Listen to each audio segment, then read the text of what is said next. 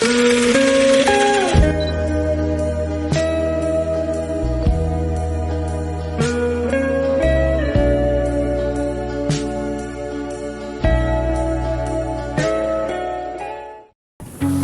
tugas dan pekerjaan menumpuk, ternyata lemak juga bisa ikut menumpuk. Fenomena ini dialami oleh para aparatur sipil pemerintah Provinsi Jakarta. Sebanyak 62% dari 9.903 pegawai mengalami obesitas.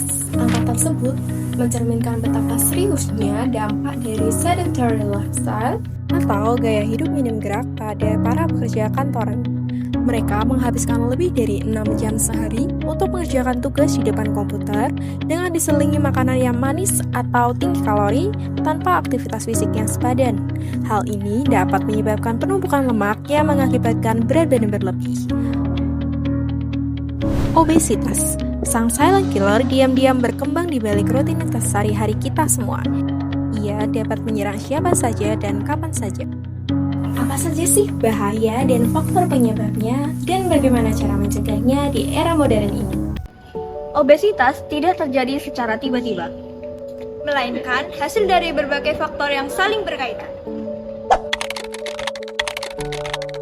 Beberapa hal yang menjadi faktor risiko obesitas, seperti kurangnya aktivitas fisik, pilihan makanan seperti frozen food dan juga fast food,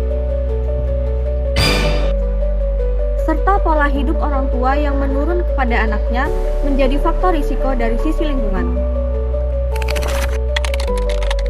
Emangnya obesitas itu apa sih?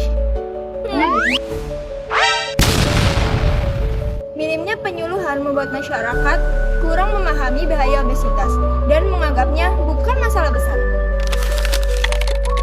Faktor genetik juga ternyata menyumbang 40 hingga 60% risiko obesitas yang menurun dari orang tua kepada anaknya. Pola makan yang berlebihan seperti mengonsumsi tinggi gula dan lemak, serta memesan makanan dengan porsi yang banyak, dapat memicu obesitas. Dampak dari obesitas dapat dilihat dari beberapa aspek, diantaranya terdapat dampak kesehatan. Obesitas bukan sekedar angka di timbangan. Ia adalah pintu masuk bagi penyakit-penyakit mematikan. Yang pertama, jantung bekerja ekstra keras. Penumpukan lemak mempersempit pembuluh darah. Hasilnya, resiko serangan jantung dan stroke meningkat drastis. Yang kedua, gula darah melonjak. Tubuh kehilangan kendali terhadap insulin. Inilah sebab utama diabetes tipe 2. Yang ketiga, sulit bernapas saat tidur. Sleep apnea membuat seseorang terbangun berulang, bahkan bisa berhenti bernapas beberapa detik. Yang selanjutnya, sel kanker berkembang lebih cepat. Obesitas meningkatkan resiko kanker usus besar, payudara, hingga rahim. Dan yang terakhir, yang paling mengejutkan, obesitas berat bisa mempersingkat harapan hidup hingga 8-10 tahun. Yang selanjutnya, terdapat dampak psikologis. Namun, dampak obesitas tidak berhenti di tubuh. Ia juga melukai pikiran. Yang pertama, rendahnya kepercayaan diri akibat diskriminasi. Body shaming membuat penderita merasa rendah diri, seolah-olah nilai dirinya hanya ditentukan oleh timbang. Yang kedua, lingkaran setan depresi. Obesitas meningkatkan resiko depresi, dan depresi justru mendorong perilaku makan berlebih. Siklus berbahaya yang sulit diputus. Dan yang ketiga, kualitas hidup merosot. Banyak penderita obesitas memilih menarik diri dari lingkungan, kehilangan kesempatan bersosialisasi, dan akhirnya terjebak dalam kesepian. Yang selanjutnya yaitu dari aspek dampak sosial. Yang pertama, stigma dan diskriminasi. Orang dengan obesitas sering dipandang negatif dalam pendidikan, dunia kerja, dan hubungan sosial.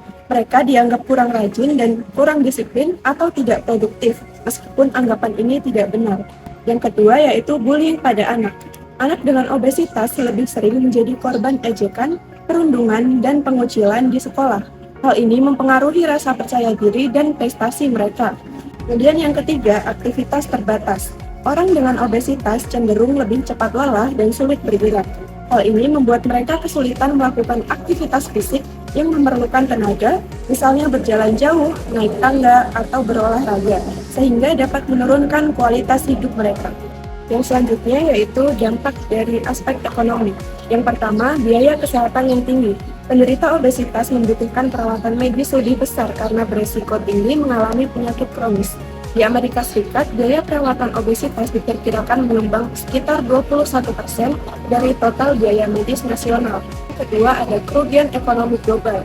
Dampak dari obesitas tidak hanya dirasakan oleh individu dan perusahaan, tetapi juga perekonomian global.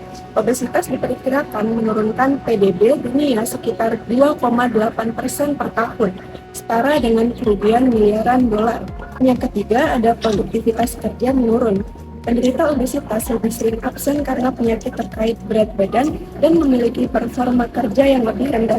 Hal ini menimbulkan kerugian bagi perusahaan dan dunia kerja secara keseluruhan.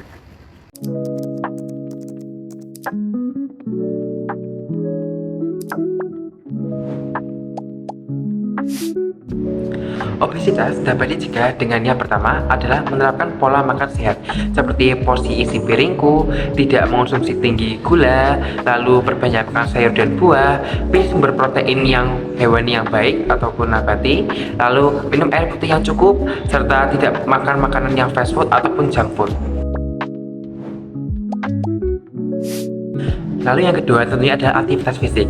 Nah, aktivitas fisik ini digunakan untuk menggunakan kalori yang telah tertimbun di tubuh kita setelah kita mengonsumsi makanan ataupun kalori yang kita konsumsi.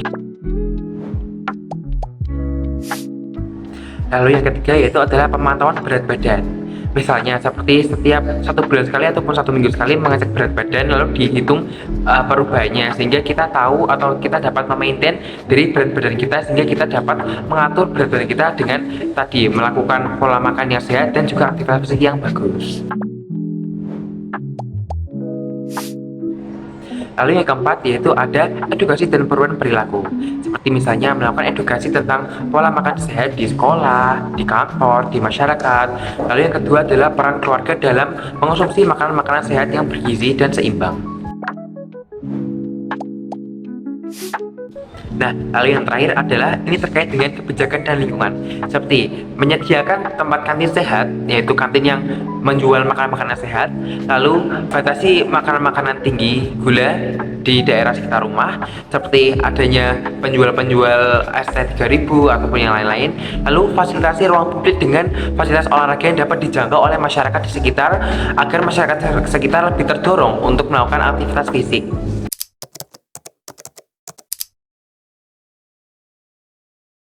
Kesimpulannya, obesitas merupakan permasalahan gizi lebih yang sering terjadi di masyarakat Indonesia. Penyebabnya sangat beragam sekali. Yang pertama, tingginya asupan kalori. Yang kedua, kurangnya aktivitas fisik dan olahraga.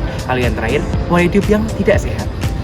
Dampaknya sangat berbeda sekali teman-teman, yaitu adanya implikasi penyakit kronis seperti penyakit hipertensi, diabetes mellitus, dan penyakit jantung. Dengan demikian, mari kita cegah obesitas dengan menerapkan pola makan bergizi seimbang, aktivitas fisik dan olahraga secara rutin, serta meningkatkan pola hidup yang sehat. Hidup cemerlang, gizi seimbang.